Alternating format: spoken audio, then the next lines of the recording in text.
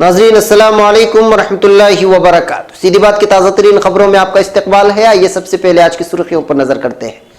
कर्नाटक के chief minister ने 2018 और 19 के अपने बजट में अक़लियतों को नजरअंदाज कर दिया। मोमिन खुदा के डर और परहेजगारी के बाद जो सबसे बेहतर चीज हासिल करता है वो है नेक बीवी, मौलाना मकसूद इमरान रशादी का बयान। बाबरी मस्जिद मिल्कियत का मुकदमा, मस्जिद की शरीय हैसियत पर हिंदू फरीकैन के वकील को चीफ जस्टिस ने बहस से रोका। अगली समाअत 13 जुलाई को। पकौड़ा तनाजे के बाद अब एक मरकजी वजीर ने दिया अचार और मुरब्बा बेचकर तकदीर बनाने का मशवरा। मुंबई हमला 26 नवंबर 2008, सुप्रीम कोर्ट ने हेमंत करकरे मामले की दोबारा जांच से किया इंकार। आसाम में बच्चा चोरी की अफवाह पर भीड़ ने 3 साधुओं पर किया हमला, पुलिस ने बचाई जान। डॉक्टर जाकिर नायक को हिंदुस्तान के हवाले नहीं किया जाएगा, मलेशिया के वजीर आजम महातीर मोहम्मद का बयान। झारखंड बच्चा बेचने के मामले में मिशनरीज ऑफ चैरिटी होम की सिस्टर गिरफ्तार। श्रीनगर पुलवामा में नामालूम असलहा बरदारों की फायरिंग से मस्जिद के इमाम जख्मी। त्रिपुरा में वजीर तालीम के बयान के बाद फेक न्यूज ने ली 4 लोगों की जान। जम्मू कश्मीर में औरंगजेब के बाद अब शोपियां से पुलिस जवान को दहशतगर्दों ने किया अगवा। बेल्जियम में 19 साल मुस्लिम लड़की पर शरपसंदों का हमला, हिजाब नोचकर फेंक दिया, तेजधार आले से भी रोका। सदर एर्दोगान की हलफबरदारी की तकरीब में 17 ममालिक के सरबराहान शिरकत करेंगे। आइए सऊदी अरब की दिलफरेब खमदार पहाड़ी सड़कों की सैर करते हैं। पाकिस्तान साबिक वजीर आजम नवाज शरीफ को 10 साल, बेटी मरियम नवाज को 7 साल और दामाद सफदर को 1 साल की सजा। नाज़रीन अस्सलाम वालेकुम वरहमतुल्लाहि वबरकातुहू। सीधी बात की ताज़ा तरीन खबरों में आपका इस्तकबाल है। मैं अंसार अजीज नदवी आज की खबरों की तफसीलात लेकर आपकी खिदमत में हाजिर हूँ। आइए खबरों की तफसीलात पर नजर करते हैं। पहली खबर बेंगलुरु से है। रियासत कर्नाटक में कांग्रेस और जनता दल एस की मखलूत हुकूमत के chief minister mister H D. Kumaraswamy ने कल असेंबली में 51 सफ़हात पर मुश्तमिल साल 2018 और 19 का अपने बजट की तफसील पेश की है, जिसमें मुख्तलिफ महकमे-ए-जात व शोबे-ए-जात के लिए फंड मुख्तस किए जाने का जिक्र किया गया। मगर अफसोस कि इन 51 सफ़हात पर मुश्तमिल बजट की तफसील में कहीं भी अक़लियतों के लिए बजट का जिक्र तक नहीं है। चीफ मिनिस्टर कुमारस्वामी एक सेकुलर सियासी जमात के कायद हैं और उन्होंने बजट में हर तबके के साथ इंसाफ किया है और उनके लिए स्कीमात का ऐलान भी किया है और फंड भी मुख्तस किया है, मगर अक़लियतों को फरामोश कर दिया है। अक़लियतों से मुतालिक स्कीमात ना सही, कोई फंड ना सही, बजट में उनका तस्करा तो कर दिया जाता। मगर अफसोस कि सेकुलरिज्म का दम भरने वाले कुमारस्वामी ने अपने बजट में अक़लियतों को जिस तरह नजरअंदाज किया है, रियासत कर्नाटक में कोई भी हुकूमत ने इस तरह नहीं किया। इस तरह अक़लियतों को नजरअंदाज किया जाना रियासत कर्नाटक इख्तिदार में बनने वाली अक़लियती क़यादत की नाकामी है। बजट मंजूर होने से कबल मुताल्लिक़ा वज़रा से और अक़लियती अरकान असम्बली से मशवरा किया जाता है। सवाल ये पैदा होता है कि क्या अक़लियती अवामी मुंतखब नुमाइंदे जो बरसर इख्तिदार पार्टियों में शामिल है, पेश होने वाले बजट से मुताल्लिक चीफ मिनिस्टर से बातचीत और मशवरा और मुतालबा नहीं किया। चीफ मिनिस्टर से मुलाकात और ज़बानी जमा खर्च से कुछ नहीं होता। अक़लियती अरकान असम्बली को चाहिए था कि पुरजोर अंदाज में अक़लियतों के बजट से मुतालिक चीफ मिनिस्टर से बात करते, क्योंकि उनको इसका हक है। Mister H D. कुमारस्वामी ने ब्राह्मण तबके की इक़्तिसादी हालत सुधारने के लिए कर्नाटक ब्राह्मण डेवलपमेंट बोर्ड को कायम करने के लिए 25 करोड़ रुपए का ग्रांट, मुख्तलिफ मजहबी इदारों, मंदिरों के मठों की तरक्की के लिए 25 करोड़ रुपयों का ग्रांट, मुख्तलिफ तबके जैसे शेला क्याता, दोअमी वास्या, गावली, हेलावा, शिकारी, हुआड़ीगा, गंजगारा, कुमार, दर्जी, देवाड़ीगा, बड़बड़ के, शुक्ला, बड़ीगा, हंगारा, कालियो कुलीगा व दीगर तबकात की तरक्की के लिए 10 करोड़ रुपए ग्रांट मुख्तस करने का जिक्र किया है। रियासत कर्नाटक में आज मखलूत हुकूमत की तश्कील मुमकिन हो सकी है तो वो सिर्फ मुसलमानों की वोटों की बदौलत है। अक़लियतों से मुतालिक बजट पेश न किए जाने पर यह बात सामने आ रही है कि रियासत की मखलूत हुकूमत अपने पहले बजट में कम से कम 1-2 ऐसे ऐलानात अक़लियतों की फलाह व बहबूद के लिए किया जाता था, क्योंकि हालिया असम्बली इंतखाबात में अक़लियतों ने जनता दल एस और कांग्रेस को जिस कदर वोट देते हुए मखलूत हुकूमत बनाने में जिस तरह राह हमवार की है, इसको नजर में रखते हुए खुसूसी स्कीमात का ऐलान किया जाना था, मगर इसको नजरअंदाज किया गया। इस ज़िम्न में अक़लियतों को यह कहकर बहलाया जा रहा है कि 4 माह कबल अक़लियतों के लिए पेश करदा बजट को ही बरकरार रखा गया है।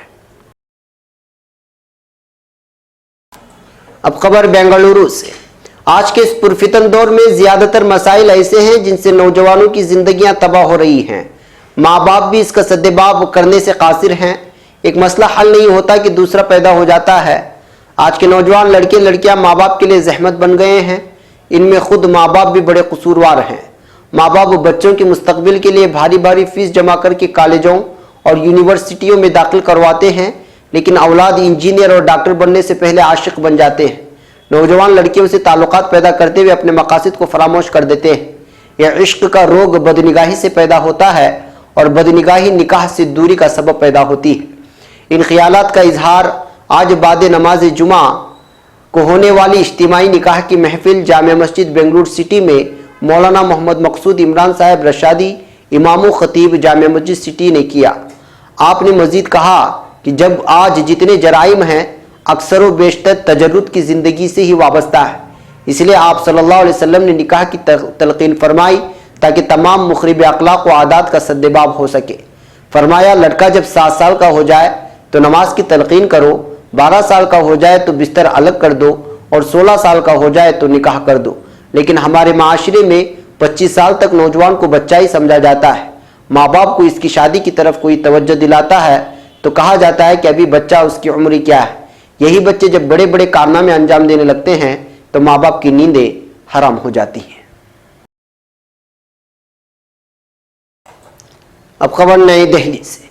गर्मियों की तातीलात के बाद आज एक बार फिर सुप्रीम कोर्ट ऑफ इंडिया में बाबरी मस्जिद राम जन्मभूमि मुकदमा की समाअत चीफ जस्टिस ऑफ इंडिया की सरबराही वाली 3 रुकनी बेंच के सामने हुई, जिसके दौरान सबसे पहले हिंदू फरीकैन ने अपनी नामुकम्मल बहस मुकम्मल की। इसके बाद जमीयत उलमा हिंद की जानिब से मुकर्रर करदा सीनियर एडवोकेट डॉक्टर राजीव धोन ने अदालत में अपने दलाइल पेश करते हुए कहा कि फरीक मुखालिफ के वकला की जानिब से राम मंदिर की हिमायत में सिवाय आस्था के अदालत के सामने ऐसा कोई भी सबूत पेश नहीं किया गया जिससे यह साबित हो सके कि बाबरी मस्जिद राम मंदिर तोड़कर बनाया गया था। उन्होंने ये भी कहा कि हिंदू फरीकैन ने हालांकि इस मामले को कसीर रुकनी बेंच पर समाअत किए जाने की मुखालिफत की। डॉक्टर राजीव धोन ने कहा कि अगर कसरत इज़्दिवाज और रस्म हलाल के मामले को कसीर रुकनी बेंच के सामने समाअत के लिए भेजा जा सकता है तो फिर बाबरी मस्जिद मुकदमा क्यों नहीं। डॉक्टर राजीव धोन ने अदालत में आज एक बार फिर बाबरी मस्जिद मामले की समाअत कसीर रुकनी बेंच के जरिए कराए जाने पर अपने दलाइल पेश किए। दौरान समाअत आज इस वक्त हिंदू फरीकैन के वकला में बेचैनी फैल गई जब चीफ जस्टिस ने हिंदू फरीकैन की नुमाइंदगी करने वाले सीनियर एडवोकेट PN मिश्रा को मस्जिद से मुतालिक इस्लामी अहकामात पर बहस करने से रोकते हुए जमीयत उलमा के वकील डॉक्टर राजीव धोन से कहा कि वो मस्जिद से मुतालिक इस्लामी अहकामात पर रोशनी डालें और अदालत को ये बताएं कि इस्लाम में मस्जिद की शरई हैसियत क्या है। इस पर डॉक्टर राजीव धोन ने कहा कि इस्माइल फारूकी फैसले की वजह से मस्जिदों की शरई हैसियत को सख्त जख्म पहुंचा है, लिहाजा अदालत को इस्माइल फारूकी फैसले के पैराग्राफ नंबर 81 को तब्दील कर देना चाहिए क्योंकि उसमें कहा गया है कि नमाज मस्जिद में पढ़ना ज़रूरी नहीं है बल्कि नमाज कहीं भी पढ़ी जा सकती है। दूसरी तरफ सूबा उत्तर प्रदेश की नुमाइंदगी करने वाले additional solicitor general Tushar Mehta ने भी बाबरी मस्जिद राम जन्मभूमि मामले को कसीर रुकनी बेंच पर समाअत किए जाने की मुखालिफत की, जिस पर जमीयत उलमा हिंद के वकला ने कहा कि किसी रियासत का वकील किसी मखसूस फरीक के हक में बात नहीं कह सकता क्योंकि वो किसी का हिमायती नहीं हो सकता। बादअज़ां सहरुकनी बेंच ने उन्हें इस मामले में ये कहते हुए ज़्यादा बहस करने नहीं दी कि हिंदू मुस्लिम फरीकैन के दलाइल की समाअत के बाद अदालत इस ताल्लुक से कोई फैसला करेगी। आज नरमोही अखाड़ी की जानिब से एडवोकेट सोशल जैन ने भी बहस में हिस्सा लिया और ये कहा कि कसीर रुकनी बेंच के हवाले न किया जाए। जमीयत उलमा हिंद के सदर मौलाना सैयद अरशद मदनी ने आज की कानूनी पेशरफ्त पर अपने रद्द-ए-अमल का इजहार करते हुए कहा कि ये कोई आम मामला नहीं है बल्कि इंतहाई हसास और अहम मामला है और चूंकि इलाहाबाद हाई कोर्ट की 3 रुकनी बेंच पहले ही इस मुकदमे की समाअत कर चुकी है, इसलिए हतमी मराहिल में उसूली तौर पर इसे एक कसीर रुकनी बेंच के हवाले कर दिया जाना चाहिए ताकि मुकदमे के हर पहलू का बारीक बीनी से तज्जिया मुमकिन हो सके। उन्होंने ये भी कहा कि मस्जिद की शरई हैसियत के ताल्लुक से हमारे वकला ने जो बात बेंच के सामने कही है वो बिल्कुल दुरुस्त है। मौलाना मदनी ने इस बात पर एक बार फिर अपनी गहरी तशवीश का इजहार किया है कि कुछ लोग मुनज़्ज़म तरीके से अदालत से बाहर इस मामले में गैर ज़रूरी बयानबाजी कर रहे हैं, यहाँ तक कि बाज़ जिम्मेदार लोग मीडिया के सामने आकर इसी मकाम पर मंदिर बनाने की बात कर रहे हैं। उन्होंने कहा कि बड़ा सवाल यह है कि जब मामला अदालत में ज़ेर समाअत है तो इस तरह की बयानबाजी का क्या जवाज़ है। अब खबर नई दिल्ली से। पकोड़ा तनाज़े के बाद वज़ीर ममलिकत बराए ज़राअत ने जुमेरात को लोगों को मशवरा देते हुए कहा है कि अगर कोई सही तरीके से सोचे तो अचार और मुरब्बा बेचकर भी अपनी तकदीर बना सकता है। मरकजी वजीर गजेंद्र सिंह शेखावत भोपाल में रियासती बीजेपी दफ्तर में मदरा लोन को लेकर सहाफियों से बातचीत कर रहे थे। उन्होंने कहा कि राजस्थान में मेरे एक दोस्त की अहलिया मधुरा लोन लेकर अचार और मुरब्बा बनाकर 2 करोड़ रुपए का कारोबार कर रही है। वाज़ेह हो कि उन्होंने ये बात पकौड़ा बेचकर रोजगार से मुतालिक पूछे गए एक सवाल के जवाब में कही। वजीर मौसूफ ने कहा, आप पकौड़े की बात कर रहे हैं, मैं अचार की बात बताता हूँ। मेरे एक दोस्त है, बहुत ही मामूली कारकुन है, लेकिन उनकी जो बीवी है उनके हाथ में जादू है। वो ऐसा अचार और मुरब्बा बनाती है कि कोई आदमी अगर वो रोटी खाता है तो वो 5 खाए बगैर नहीं रुकेगा। उनको मधुरा लोन मिला तो वो 2 साल में उनके कारोबार का टर्नओवर आज 2 करोड़ से ज्यादा का हो गया है। ऐसी हजारों मिसालें हैं। उन्होंने दावा किया कि बीजेपी हुकूमत आने के बाद मुल्क में रोजगार के मौके बढ़े हैं। मुल्क में 14 करोड़ लोगों को मधुरा बैंक से लोन मिले हैं। अब खबर महाराष्ट्र से। महाराष्ट्र के साबिक एटीएस के सरबराह हेमंत करकरे की मौत की जांच दोबारा कराए जाने की मांग से मुतालिक अर्जी सुप्रीम कोर्ट ने खारिज कर दी है। सुप्रीम कोर्ट में अर्जी दायर करके इस मामले को फिर से खोलने और दोबारा जांच कराने का मुतालबा किया गया था। अर्जी में कहा गया कि मुंबई में 26 नवंबर 2008 में हुए हेमंत करकरे की मौत दहशतगर्दाना हमले के दौरान हुई थी, बल्कि उनकी मौत साजिश के तहत की गई थी। अर्जी में बताया गया था कि जुनूबी इंतहा पसंदों ने साजिश के तहत हेमंत करकरे का कत्ल किया और उसे दहशतगर्दाना हमले में मारे जाने का रंग दे दिया। अब खबर आसाम से। आसाम के देमाहसाओ जिले में माहौर रेलवे स्टेशन पर फौज और पुलिस एहलकारों ने 3 साधुओं को भीड़ से बचा लिया है। बच्चा चोरी की अफवाह पर भीड़ इन तीनों की जान लेने पर आमदा हो गई थी। अफसरान के मुताबिक बच्चा चोरी की अफवाह के बाद जुमेरात को सैकड़ों लोग साधुओं पर हमला करने के लिए जमा हो गए, जिसके बाद पुलिस एहलकार और नजदीकी कैंप में तैनात फौज के जवान वहां पहुंच गए। अफसरान के मुताबिक भीड़ ने साधुओं के सामान को खुले में फेंक दिया और उसकी वीडियो बनाकर सोशल मीडिया पर शेयर कर दी, जिससे अफवाह को मजीद तकवीत मिल गई। इस वाक़े के बाद जुमेरात को जिले इंतजामिया की एक मीटिंग भी बुलाई गई है। मीटिंग में मुख्तलिफ बिरादरियों के नुमाइंदे भी शामिल हुए। उन्होंने लोगों से अपील की कि जिम्मेदाराना रवैया इख्तियार करें और सोशल मीडिया पर फैलाई जा रही अफवाहों पर ध्यान न दें। अब खबर मलेशिया से। मलेशिया के वजीर आजम महातिर मोहम्मद ने कहा है कि मुतनाज़ इस्लामी स्कॉलर डॉक्टर जाकिर नायक को हिंदुस्तान के हवाले नहीं किया जाएगा। मीडिया रिपोर्ट्स के मुताबिक हिंदुस्तान की हुकूमत ने जनवरी में जाकिर नायक की हवालगी के लिए कहा था। एक प्रेस कॉन्फ्रेंस के दरमियान महातिर मोहम्मद ने कहा कि जब तक हमारे मुल्क में जाकिर नायक कोई परेशानी नहीं खड़ा करते, हम उन्हें हिंदुस्तान वापस नहीं भेजेंगे, क्योंकि नायक को मलेशिया की शहरियत मिली हुई है। ख्याल रहे कि डॉक्टर जाकिर नायक ने 2016 में हिंदुस्तान छोड़ दिया था। उनके खिलाफ NIA और ED जांच कर रही है। उनके खिलाफ टेरर फंडिंग, मुतनाज़ तकरीर और मनी लॉन्ड्रिंग समेत कई संगीन इल्जामात आयद किए गए हैं। अब खबर झारखंड से। रांची के ईस्ट जेल रोड में वाक़ मिशनरीज ऑफ चैरिटी होम से बच्चा बेचने के मामले में सिस्टर कौंसल्या को कोतवाली पुलिस ने गिरफ्तार कर लिया है। गिरफ्तारी के बाद उन्हें कोर्ट में पेश किया गया, जहां से उन्हें 14 दिनों की अदालती हिरासत में जेल भेज दिया गया है। अतफाल फलाह बहबूद कमेटी ने गुज़िश्ता मंगल को इस सिलसिले में कोतवाली थाने में जाकर FIR दर्ज कराई थी। इसके बाद पुलिस ने सिस्टर कौंसल्या से पूछगछ की थी। पुलिस के मुताबिक पूछगछ में सिस्टर ने बच्चा बेचे जाने की बात को भी कबूला है। यूपी के एक जोड़े को 1,20,000 में बच्चा बेचा गया, उसमें 90,000 उन्हें भी मिले। इसी बयान की बुनियाद पर पुलिस ने सिस्टर को जुमेरात को गिरफ्तार किया। वाज़ेह हो कि यूपी के सोनभद्र के एक जोड़े ने मिशनरीज ऑफ चैरिटी होम से एक बच्चा खरीदा था। पैसा चुकाने के बावजूद जोड़े को बच्चा नहीं दिया गया। उसकी शिकायत जोड़े ने अतफाल फलाह बहबूद कमेटी से की।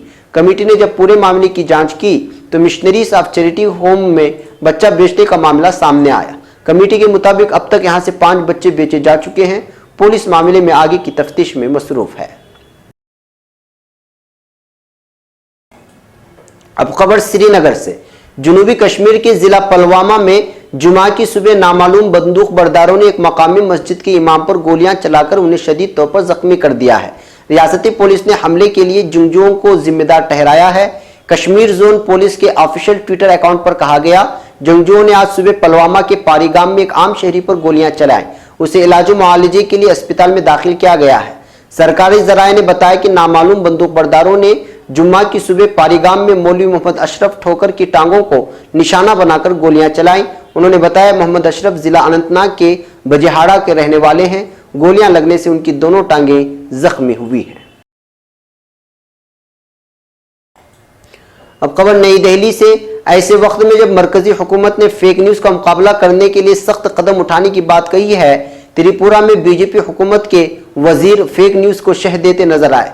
एनडीटीवी में शाये खबर के मुताबिक त्रिपुरा के वजीर तालीम ने हाल ही में ऐसा ही काम किया जिसका अंजाम बहुत ही संगीन हुआ। त्रिपुरा में हाल में हुआ तशद्दुद एक फेक न्यूज से ही जुड़ा है, जिसमें कहा गया था कि 10 दिन पहले 11 साल के बच्चे की किडनी पाई गई जो उसके जिस्म से निकाली गई थी, लेकिन पुलिस कहती है कि यह सच नहीं है।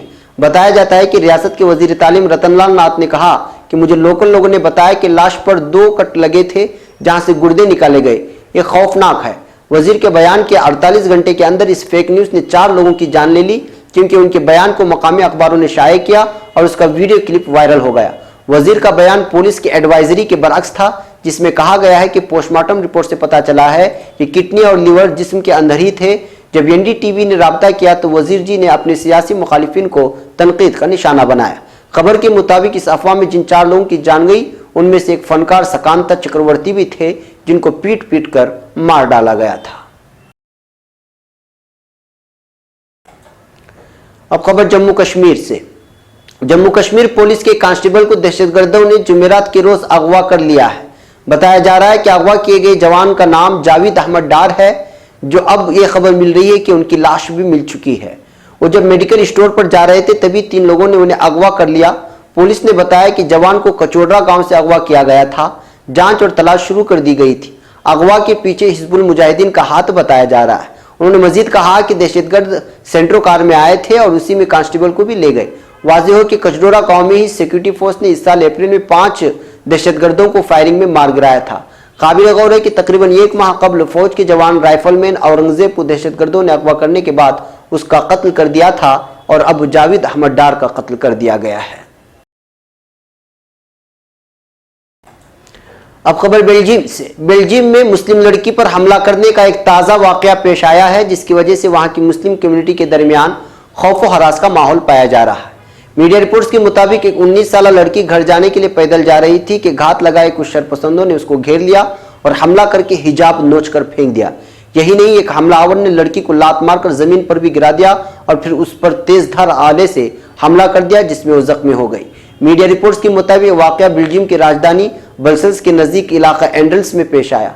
रिपोर्ट्स के मुताबिक लड़की ने जब अपनी जान बचाकर भागने की कोशिश की तो हमलावर ने उसका ताक़ुब किया और फिर उसकी कमीज फाड़ दी। तमाम जब लड़की ने शोर मचाया तो हमलावर मुगल्लज़ात बकते हुए फरार हो गए।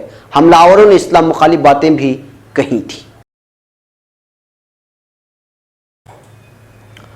तुर्की में 24 जून को होने वाले सदारती इंतखाबात में 52% वोट हासिल करते हुए सदर मुंतखब होने वाले रजब तैयब उर्दुगान, जो 9 जुलाई को मुल्क के सदर के तौर पर हलफ उठाएंगे, कि हलफ बर्दारी की तकरीब में 17 ममालिक के सरबराहान शिरकत करेंगे। वेनेजुएला, कजाकिस्तान, मकदूनिया, Guinea, Somalia, Zambia, Bosnia Herzegovina, Bulgaria, Georgia, Pakistan और यूक्रेन के सुदूर के अलावा कई एक ममालिक की स्पीकर असम्बली और दीगर आला हुकाम शिरकत करेंगे। सदर एर्दोगान हलफ बर्दारी की तकरीब के बाद मेहमान सरबराहान के एजाज में आशाइया भी देंगे। सदर एर्दोगान हलफ उठाने के बाद नए निज़ाम के तहत सरकारी तौर पर अपने फराइज सर अंजाम देना शुरू कर देंगे। अब खबर सऊदी अरब से। सऊदी अरब में हालिया कुछ तस्वीर और खूबसूरत और दिलकश तस्वीर सामने आई हैं, जिससे सऊदी अरब की खूबसूरती बताई जा रही है। ममलिकत सऊदी अरब एक ही वक्त में रेगिस्तानों, सहराओं, साहिलों, सरसब्ज शादाब वादियों, गर्म तरीन मैदानों और सर्द पहाड़ों पर मुश्तमिल सरजमीन है। मक्का मुअज़्ज़मा शहर जो अपनी गर्म आबो हवा की वजह से शहरत रखता है, मगर वहाँ से चंद दर्जन किलोमीटर की मसाफत पर फिजा और मौसम बिल्कुल बदल जाता है। गर्मियों में सऊदी अरब के पहाड़ी इलाके सयाहों की तवज्जो का खास मरकज़ रहते हैं। महज चंद मिनट की ड्राइविंग के बाद कोई भी मुसाफिर 45 सेंटीग्रेड से निकलकर 28 और 23 दर्जे सेंटीग्रेड में पहुंच सकता है। अल अरबिया ने यह रिपोर्ट शाये की है। उस रिपोर्ट के मुताबिक सऊदी अरब की इन दिलफरेब और पेचदार पहाड़ी रास्तों का तारुफ कराया है, जो सऊदी अरब की तरक्की की अलामत होने के साथ साथ ममलिकत के कुदरती हुस्न को मजीद चार चांद लगा रही है। इन खमदार पहाड़ी सड़कों को अल हुदा कहा जाता है। मक्का मुअज़्ज़मा, जिद्दा और ताइफ के दरमियान फैले पहाड़ी सिलसिलों में सिर्फ 23 किलोमीटर की मसाफत के बाद दर्जे हरारत आधा कम या ज्यादा हो जाता है। करा के मकाम से शुरू होने वाली इस सड़क के किनारे पर अगर दर्जे हरारत 45 दर्जे सेंटीग्रेड है तो दूसरे पर 20 भी हो सकता है। बाज़ लोग अल हुदा को शाहरा अल करिया करा का भी नाम देते हैं। अब खबर इस्लामाबाद से। पाकिस्तान के साबिक वजीर आजम नवाज शरीफ को 10 साल, उनकी बेटी मरियम नवाज को 7 साल और कैप्टन सफदर को 1 साल कैद की सजा सुनाई गई है। पाकिस्तानी मीडिया रिपोर्ट्स के मुताबिक इन तीनों को एवन फील्ड रेफरेंस मामले में यह सजा सुनाई गई है। यह फैसला एहतिसाब अदालत के जज मोहम्मद बशीर ने सुनाया। एहतिसाब अदालत ने नवाज शरीफ पर 80 लाख पाउंड और मरियम नवाज पर 20 लाख पाउंड का जुर्माना भी आयद किया है, जबकि एवन फील्ड अपार्टमेंट्स को सरकारी तहलीम में लेने का भी हुक्म दिया गया है। फैसला सुनाए जाने के वक्त ये तीनों अदालत में मौजूद नहीं थे। नवाज शरीफ और मरियम नवाज लंदन में हैं, जबकि कैप्टन रिटायर्ड सफदर मानसहा में हैं, जिसकी वजह से तीनों अदालत में पेश नहीं हो सके। वाज़ेह है कि पाकिस्तानी सुप्रीम कोर्ट के पनामा केस के फैसले की रोशनी में नैब ने शरीफ खानदान के खिलाफ 3 रेफरेंसेस एहतिसाब अदालत में दायर कर रखे हैं, जो एवन फील्ड प्रॉपर्टीज, अल अजीजिया स्टील मिल्स और फ्लैगशिप इन्वेस्टमेंट से मुताल्लिक हैं। नाज़रीन, ये थी आज की ताज़ा तरीन खबरें। अगली ताज़ा तरीन खबरों के साथ फिर आपसे मुलाकात होगी। इजाज़त से पहले फिर वही अपील कि आप हमारे चैनल को सब्सक्राइब करना और हमारे वीडियोस को शेयर करना हरगिज़ ना भूलें। हमें यहाँ पर इजाज़त दें। अस्सलामु अलैकुम व रहमतुल्लाहि व बरकातुहू।